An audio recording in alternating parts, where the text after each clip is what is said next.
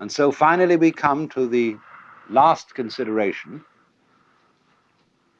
which is the question, in what way and by what means can an individual who is under the impression that he is a separate individual, limited by and enclosed in his bag of skin, how can such a person effectively realize that he is deep down the universal self, the Brahman? This, of course, is a curious question. It proposes a journey to the place where you already are. Now, it's true that you may not know that you are there, but you are. And if you take a journey to the place where you are, you will visit many other places than the place where you are, and perhaps when you find through some long experience that all the places you go to are not the place you wanted to find, it may occur to you that you were already there in the beginning. And that is the Dharma, or method, as I translated that word, which all gurus, teachers of spiritual development, use fundamentally. They are all of them tricksters, but in the most beneficent sense of the word trickster. Why trickster? Because, do you know, it's terribly difficult, in fact it's impossible, to surprise yourself on purpose. And yet, to be surprised is a great thing. But you can't plan a surprise for yourself. Somebody else can do it for you. And that is why so often a guru or teacher is necessary in this process. But let me say right from the start that a guru, there are many kinds of gurus. First of all, among human gurus, there are square gurus and there are beat gurus. There are gurus like, well, let's say a great Zen master today. Let's take Oda Roshi at Daitokuji, who is a square guru and a very good one. But you go through regular channels. Then there is a guru like Mr. Gurdjieff, who is a rascal guru, who leads you in by means that are very, very strange indeed. Then there are gurus that are not people.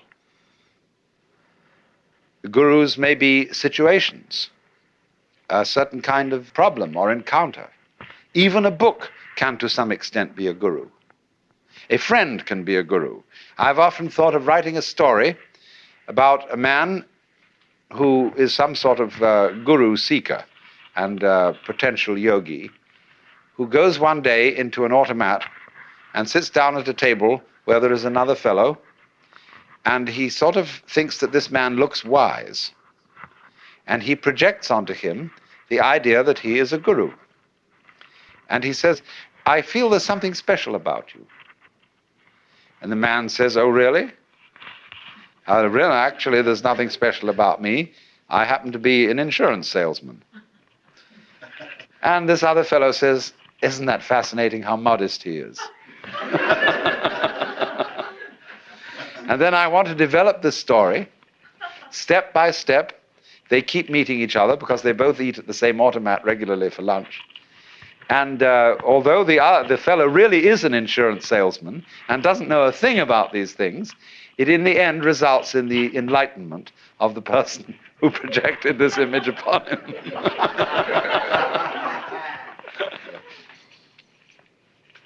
So there are, as I say, many kinds of guru.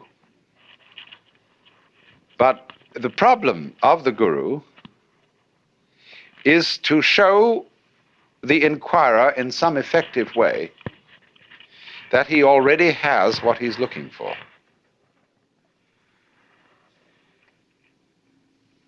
Now, in Hindu traditions, the realization of who you really are is called basically sadhana.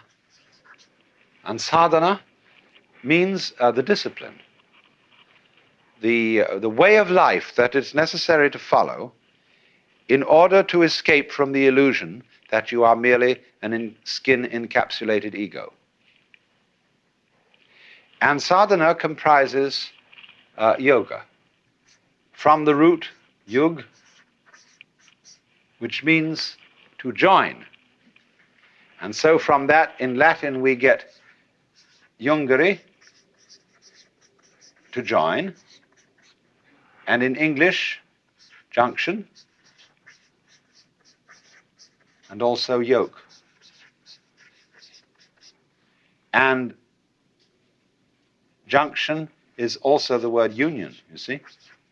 All this derives from the Sanskrit root, yug. A yoke is also a discipline. When you yoke oxen, that is a kind of a discipline. Now, strictly speaking, in the very strictest sense, yoga means the state of union, the state in which the individual self, what is called the jivatman, jivatman is approximately translatable as ego. Jivatman finds that it is ultimately Atman, which equals Brahman, the Supreme Self. So yoga is the state. The strictest meaning of yoga is the state of union, and a yogi means one who has realized that union. But we find that the word is not normally used in that way, in that strict sense. Yoga, in the normal way of use, means the practice of meditation whereby one comes into the state of union, and the yogi means one who is a traveler, a seeker, who is on the way to that point. But again, strictly speaking, there is no method to arrive at the place where you are.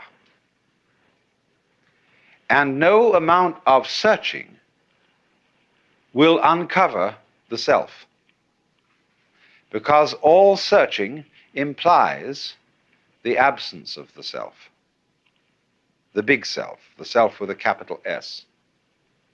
So that to seek it is to thrust it away, and to practice a discipline to attain it is to postpone realizing. There is a famous Zen story told of a monk who was sitting in meditation, and the master came along and said, "What are you doing?" He said, "I'm meditating to become a Buddha." Whereupon the master picked up a brick that was lying nearby and started polishing it, rubbing it. And the monk said, "What are you doing?" He said, "I'm rubbing this brick to make it a mirror." He said, "By no amount of rubbing could you ever make a brick into a mirror." The master replied, "By no amount of zazen could you become a Buddha." Zazen means sitting meditation. They react very badly to this story in modern-day Japan.